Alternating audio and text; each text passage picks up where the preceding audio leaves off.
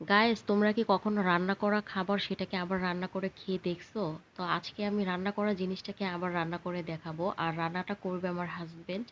আর এখানে এই যে ও পেঁয়াজ, তারপরে পেঁয়াজের কলি এগুলো কেটে নিতেছে। তারপরে এই যে একটা কড়াইয়ের ভিতর বেশ কিছুটা তেল, তারপর তেলের পরিমাণটা আমার কাছে মনে হচ্ছে একটু বেশি হয়ে গেছে।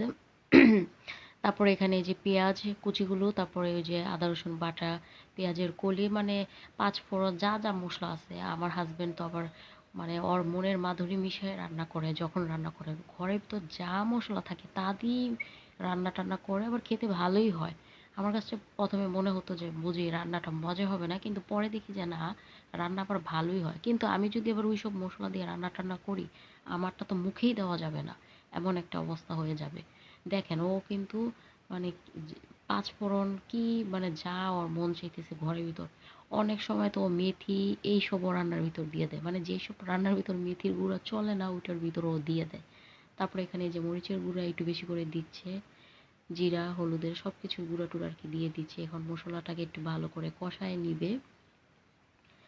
মশলাটা যখন কষায় আসবে তখন আর কি ওই যে রান্না করা জিনিসটা দিবে। আসলে আমার আম্মু একটু কম মশলা দিয়ে রান্নাটা করেছিল, যার কারণে খেতে ওর কাছে তেমন একটা ভালো লাগে নাই। কারণ ও তো একটু মশলাযুক্ত খাবার খাওয়া মানে খেতে অভ্যস্ত। আর আমার আম্মু আবার একটু তাদের তো এখন বয়স হয়েছে, তো তারা একটু কম মশলা দিয়ে খাবারটা খায়। তো যার কারণে ওর জন্য আবার খাবার তো দিয়ে দিছি একটু। আর এই যে দেখেন এখানে টমেটো সসও দিতেছে, এটা কোনো কথা? তো ওর জন্য খাবারটা একটু দিয়ে দিছে। এ তো পরে ও বলতেছে যে এর কাছে নাকি খাবারটা একটু রুগী রুগী টাইপের লাগতেছে। পরে ও এটারে করতেছে এই যেরকম কারসাজি। দেখেন বাঁধাকপিতে গরুর মাংস, এটা শীতকালীন একটা তরকারি। আর এই তরকারিটা আমার অনেক অনেক পছন্দের একটা তরকারি। এই তরকারিটা হলে আমার আর তেমন তো কোনো কিছুই লাগে না। কিন্তু এই তরকারিটার মধ্যে ঝাল, তারপরে হলুদের গুঁড়া যে দেখেই বুঝতে পারতেছো, মানে মশলা টশলা একটু কম দেওয়া হয়েছে, তবে খেতে ভালো ছিল।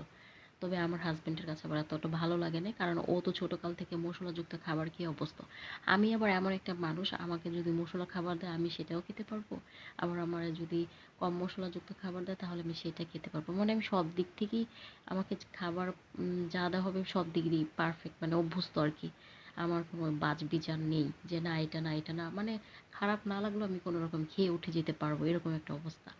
তো এই যে দেখো ওর কিন্তু এটা কষানো হয়ে গেছে। ও তো আর এখানে ঝোলের পানি দিবে না, কারণ এগুলো তো আগে থেকেই সব সিদ্ধ করা। জাস্ট ৫ থেকে ৮-৯ মিনিটের মতো জাস্ট চুলাটার মধ্যে এই মশলাটা দিয়ে একটু ঢাকনা দিয়ে ঢেকে রাখছে। আর এর মধ্যে কিন্তু এই রান্নাটা একদম হয়ে গেছে অলরেডি। একদম দেখতে পাচ্ছ এখন একদম মশলাযুক্ত লাগতেছে, আর কষা কষা কেমন ভুনা ভুনা লাগতেছে। আর ওই যে এখান থেকে মাংসের টুকরাটা নিয়ে দেখাচ্ছে যে রান্নাটা কি ঠিকঠাক হয়েছে কিনা। এই যে দেখো অনেক ইয়াম্মি লাগতেছে।